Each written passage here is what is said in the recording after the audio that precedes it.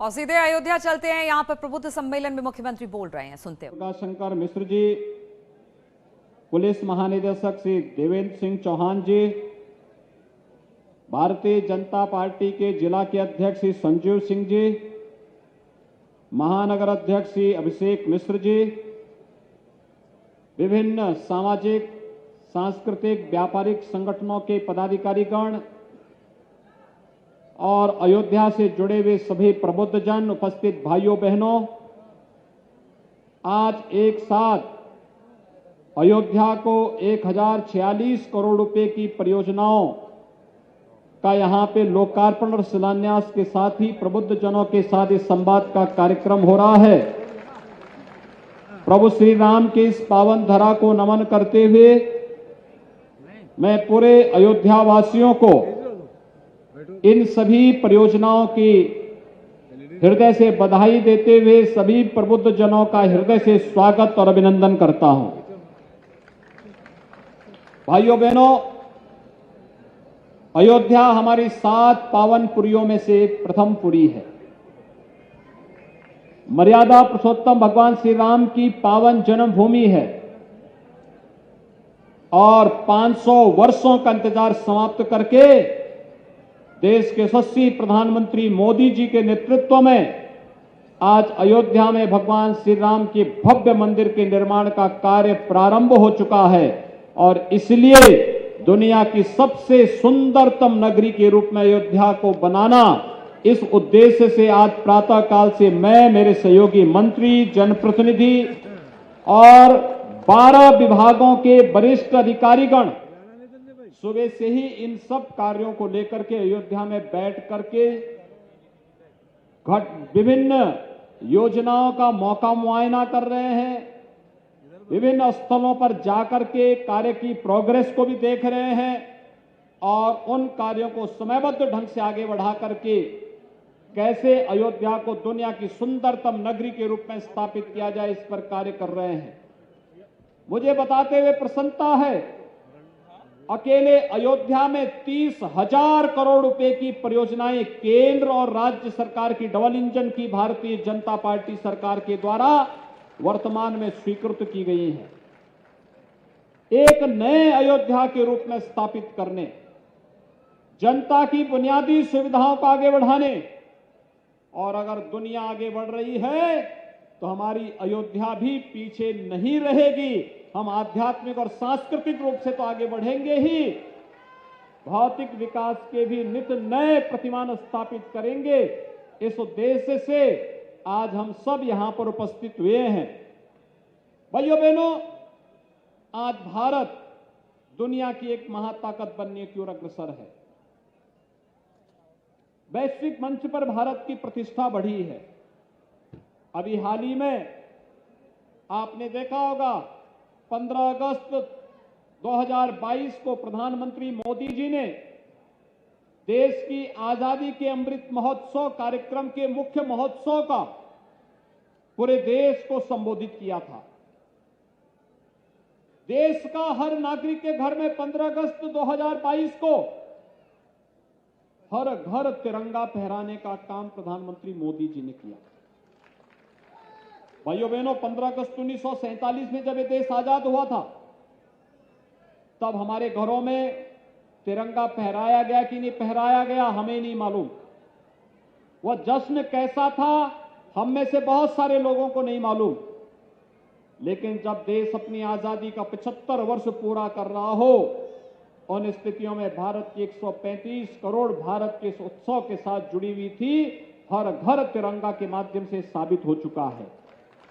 वैश्विक मंच पर आप देख रहे होंगे, जिस ब्रिटेन ने 200 वर्षों तक भारत में शासन किया था, उस ब्रिटेन को पिछाड़ करके भारत आज दुनिया की 5वीं बड़ी अर्थव्यवस्था बना है। और भाइयों बहनों, दुनिया के वे 20 बड़े देश जिनका 80% संसाधनों पर अधिकार है, उन 20 बड़े देशों का नेतृत्व अगले 1 वर्ष तक प्रधानमंत्री मोदी जी के नेतृत्व में भारत करेगा। दुनिया में शांति के लिए, सौहार्द के लिए, समृद्धि के लिए, लोक कल्याण के लिए क्या कुछ करना है, इन सब की कार्य योजना प्रधानमंत्री मोदी जी के नेतृत्व में तय होनी है। और इसलिए आजादी के इस अमृत महोत्सव वर्ष में आगामी 25 वर्ष की इस व्यापक कार्य योजना को लेकर के कि 2047 में कैसा भारत हमें चाहिए और कैसे भारत की जब हम बात करते हैं, कैसे उत्तर प्रदेश चाहिए और कैसी हमारी अयोध्या होगी, इस बात को लेकर के आज मैं आपके अयोध्या वासियों के पास आया हूं। यहां पे हमारे प्रबुद्ध जन हैं, अधिवक्ता हैं, शिक्षक हैं, चिकित्सक हैं, व्यापारी हैं, उद्यमी हैं, जीवन के विभिन्न क्षेत्रों में सामाजिक सांस्कृतिक संगठनों से जुड़े हुए तमाम महत्वपूर्ण महानुभाव हैं। उन सबको मैंने इसीलिए आज आमंत्रित किया है। आपने कल देखा होगा 26 नवंबर को प्रधानमंत्री जी ने संविधान दिवस के आयोजन के साथ जुड़े थे और पहली बार हुआ है जब भारत के नागरिकों को इस बात का एहसास कराया कि भारत हमारा देश है और इसके प्रति केवल हमारे अधिकार ही नहीं बल्कि कुछ कर्तव्य भी होने चाहिए। हमारा कर्तव्य क्या है? हर व्यक्ति अपने कर्तव्यों का अगर निर्वहन करने लग जाएगा तो समस्या का समाधान अपने आप हो जाएगा। हमेशा जब व्यक्ति स्वयं अपने कर्तव्यों का निर्वहन न करके दूसरों को पाठ पढ़ाने लगता है, वहीं से विवाद की शुरुआत होती है। और भाइयों बहनों, मैं आप सबको इस बात के लिए आश्वासन देने के लिए आज आया हूं। विकास के लिए अयोध्या में पैसे की कमी नहीं पड़ेगी, कोई पैसे की कमी नहीं पड़ेगी। डबल इंजन की सरकार हमेशा अयोध्या की सेवा में है। उत्तर प्रदेश के विकास के लिए पूरी प्रतिबद्धता के साथ कार्य कर रही है। दीपोत्सव के मुख्य महोत्सव में प्रधानमंत्री मोदी जी का आगमन एक नए अयोध्या की आहट को हम सबके सामने प्रस्तुत करता है कि हमें कैसी अयोध्या चाहिए और कैसा उत्तर प्रदेश चाहिए।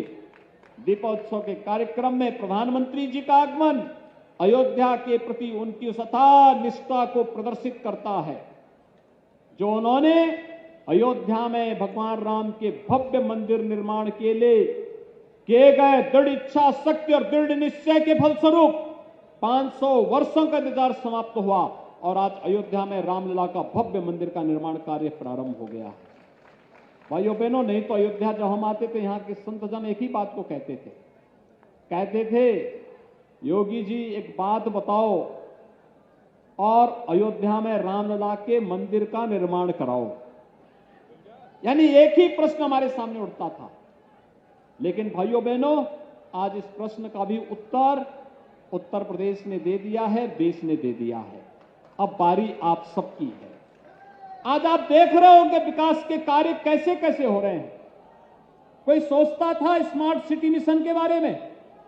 स्मार्ट सिटी मिशन के अंतर्गत जो कार्य हो रहे हैं, अच्छी सड़कों बनाने का कार्य, लटकते हुए झूलते हुए तारों से निजात दिलाने के लिए आईपी इंटीग्रेटेड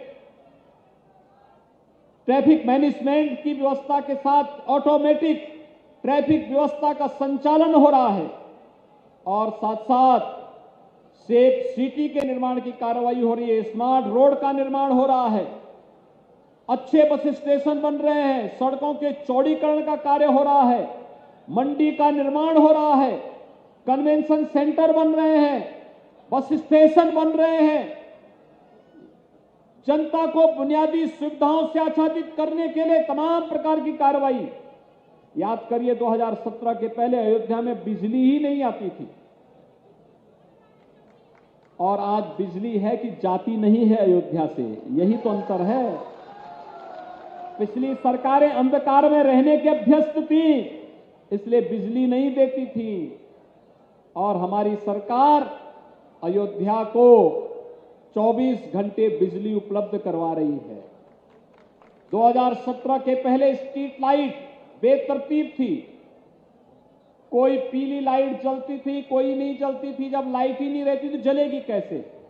आज एलईडी स्ट्रीट लाइट से पूरी अयोध्या जगमगा रही है। अयोध्या को नगर निगम बनाने का काम ये डबल इंजन सरकार ने किया है। अयोध्या को एक जैसी फसाड लाइटिंग के साथ जोड़ने की कार्रवाई हुई है और अयोध्या के राम जी की पेड़ी 2017 के पहले जो पानी एक बार सरयू जी से आ गया वहीं सड़ता रहता था। आज आप देखते होंगे एक तरफ से पानी आता है और दूसरी तरफ से निकल जाता है। कोई भी जाए ऐसे एहसास होता है राम जी की पेड़ी में स्नान करने का, जैसे हरिद्वार के हर जी की पेड़ी में कोई स्नान कर रहा हो, गंगा जी में हर जी की पेड़ी हरिद्वार में स्नान कर रहा हो। ये नई अयोध्या की तस्वीर है। ये नया अयोध्या न केवल विकास की दृष्टि से बल्कि निवेश की दृष्टि से भी एक नए प्रतिमान को स्थापित कर रहा है। और भाइयों बहनों, आज यहां पर आए हुए उद्यमियों से, व्यापारियों से, चिकित्सकों से, समाज जीवन के विभिन्न पक्षों से जुड़े हुए महानुभावों से मैं एक अपील करूंगा। आपके द्वारा बनाया जाने वाला एक विद्यालय, एक चिकित्सालय, एक उद्योग या किसी भी क्षेत्र में किया जाने वाला जो कार्य है, वह कार्य हमारे लिए एक निवेश है। और आपके इस निवेश को सुरक्षित रखना और सुरक्षित माहौल देना यह हमारा दायित्व है। सरकार इसके लिए हर प्रकार की सुविधा आपको देने के लिए तत्पर है। अयोध्या के विकास के कार्य के लिए अब तक जो सहयोग अयोध्या वासियों ने दिया है वो अभिनंदनीय है। हर मार्ग 2 लेन से 4 लेन, 4 लेन से 6 लेन, 6 लेन से 8 लेन बनाने की कार्रवाई हो रही है। हो सकता है कि मार्ग निर्माण के समय कुछ व्यापारियों को हटना पड़े, लेकिन मैं आपको आश्वासन देने के लिए आया हूं, हर व्यापारी का पुनर्वास भी करेंगे और उसको कंपनसेशन भी दिलाएंगे। कोई उनके साथ शोषण नहीं कर पाएगा, कोई उनका शोषण नहीं कर पाएगा। लेकिन मैं आपको आश्वस्त करता हूं कि भाइयों बहनों, जो ये पुनर्वास का कार्य होगा, हो सकता है 1 महीना, 2 महीना, 4 महीना लगेगा, लेकिन आप देखना ये 4 महीने का विश्राम आपको जब एक सुरक्षित पुनर्वास की सुविधा से जोड़ेगा, आपका बिजनेस कई गुना बढ़ेगा। क्योंकि आने वाले समय में अयोध्या के अंदर जिस रूप में यात्रियों की संख्या बढ़ने जा रही है, पर्यटकों की संख्या बढ़ने जा रही है, वह एक नए अयोध्या के रूप में लाखों नौजवानों को नौकरी और रोजगार के साथ जोड़ने, व्यापारी और उद्यमियों को अपने व्यापार को आगे बढ़ाने और जीवन के प्रत्येक क्षेत्र में आगे बढ़ाने का कार्य हो रहा है। भाइयों बहनों, कोई सोचता था कि नगरीय क्षेत्रों में भी गरीबों को आवास मिलेंगे? उत्तर प्रदेश के अंदर वर्तमान में हम लोग ग्रामीण और शहरी क्षेत्र में 45 लाख गरीबों को आवास उपलब्ध करवा चुके हैं। अकेले शहरी क्षेत्र में 17 लाख लोगों को फ्री में आवास दिया गया है। और अभी ग्रामीण क्षेत्र के लिए तो हमारे पास 8,62,000 नए आवास आ चुके हैं। 1 लाख आवास हम मुख्यमंत्री आवास योजना से उपलब्ध करवाने का कार्य कर रहे हैं। गरीब के लिए आवास की कमी नहीं, हजारों आवास हमने आपके अयोध्या में भी यहां के उन जरूरतमंदों को उपलब्ध कराए हैं जिनके सर्टिफिकेट अभी वितरित हुए हैं। पहली बार आपने देखा होगा पीएम स्वनिधि योजना के अंतर्गत हर गरीब के लिए, स्ट्रीट वेंडर के लिए, पटरी व्यवसायी के लिए ब्याज फ्री लोन की सुविधा उपलब्ध करवाई जा रही है। और ब्याज फ्री लोन के माध्यम से उसे व्यवसाय की सुगमता का रास्ता दिखाने का प्रयास हो रहा है। तकनीक के माध्यम से आज निवेश करना आसान है। सिंगल विंडो सिस्टम हमने लागू किया है। एक बार आवेदन किया, 340 से अधिक सेवाएं आपको अपने आप उस सिंगल विंडो के माध्यम से मिलती हुई दिखाई देंगी। एमएसएमई में निवेश करने के लिए 1000 दिनों तक आपको कहीं भी किसी से कोई परमिशन लेने की आवश्यकता नहीं। आपकी प्रक्रिया पूरी होती रहेगी। आपने आवेदन कर लिया, अपना निवेश करिए, अपना व्यवसाय प्रारंभ कर दीजिए। भाइयों बहनों, और इससे भी बढ़कर के 2017 के पहले व्यापारी पलायन कर रहा था, पुलिस भागती थी अपराधियों से और अपराधी धमाके के साथ कहीं जाकर कहीं विस्फोट करता था, कहीं लूट करता था, कहीं अराजकता फैलाता था, कहीं गुंडागर्दी करता था, कहीं फिरौती मांगता था, कहीं गुंडा टैक्स लेता था। और आज आप देख रहे होंगे अपराधी गायब हो चुके हैं।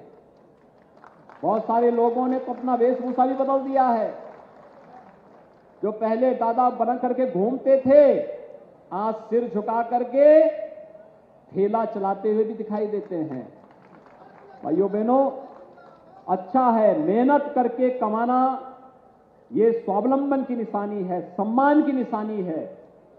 चोरी से किसी का छीन लेना ये कायरता की निशानी है, और हमें कायर नहीं बल्कि स्वावलंबन के साथ अग्रसर करने के लिए लोगों को आगे बढ़ाना होगा।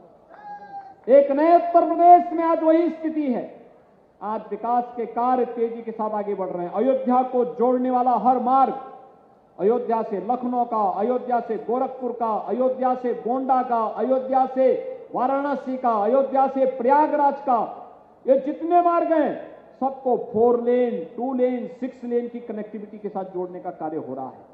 और इसलिए विकास जिस तीव्रता के साथ आगे बढ़ रहा है, उसी तीव्रता के साथ विकास की नई सोच को आगे बढ़ाने के लिए हमें भी कार्य करना होगा। तो योगी आदित्यनाथ को आप सुन रहे थे। उपचुनाव की जंग भी इधर जारी है और उपचुनाव में लगातार खतौली, रामपुर और जिस तरीके से मैनपुरी का सियासी दंगल है, ऐसे में दिलचस्प मुकाबला इस बार देखने को मिल रहा है। वहीं मैनपुरी के दंगल में जहां पर नेताजी की सियासी विरासत को बहू संभालेगी या फिर भारतीय जनता पार्टी से जिस तरीके से शाक्य उम्मीदवार को मैदान में उतारा गया है, ऐसे में वहां पर भी दिलचस्प मुकाबला है।